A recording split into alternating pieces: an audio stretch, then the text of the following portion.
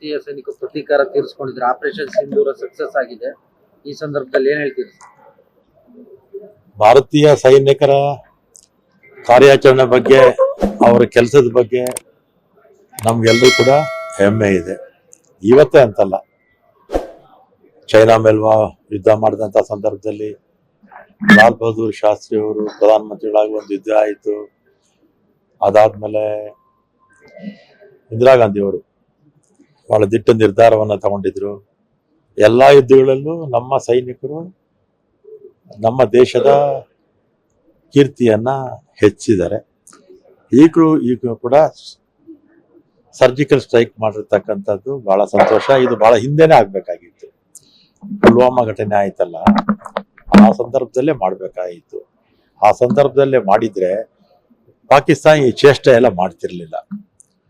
ಚೇಷ್ಟೆ ಮಾಡ್ತಾ ಇರ್ತಕ್ಕಂಥದ್ದು ಪಾಕಿಸ್ತಾನ ಅಂತ ಎಲ್ರಿಗೂ ಕೂಡ ಗೊತ್ತಿತ್ತು, ನಮ್ಮ ದೇಶಕ್ಕೂ ಗೊತ್ತಿತ್ತು.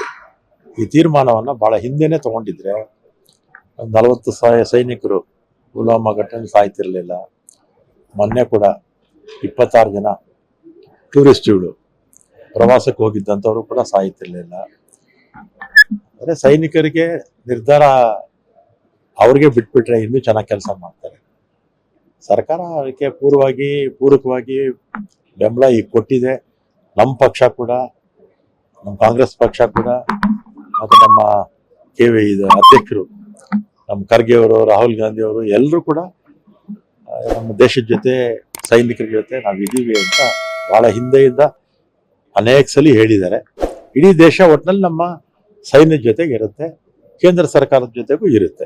ಲೇಟೆಸ್ಟ್ ಹಾಗೂ ಇಂಟ್ರೆಸ್ಟಿಂಗ್ ಸುದ್ದಿಗಳಿಗಾಗಿ ಬಾಸ್ ಟಿವಿ ಕನ್ನಡ ಚಾನೆಲ್ನ ಸಬ್ಸ್ಕ್ರೈಬ್ ಮಾಡಿ. ಹಾಗೆಯೇ ಬೆಲ್ ಐಕಾನ್ ಪ್ರೆಸ್ ಮಾಡಿ. ಇದರ ಜೊತೆಗೆ ಫೇಸ್ಬುಕ್, ಇನ್ಸ್ಟಾಗ್ರಾಮ್, ಎಕ್ಸ್ ನಲ್ಲೂ ಮಿಸ್ ಮಾಡದೆ ಫಾಲೋ ಮಾಡಿ.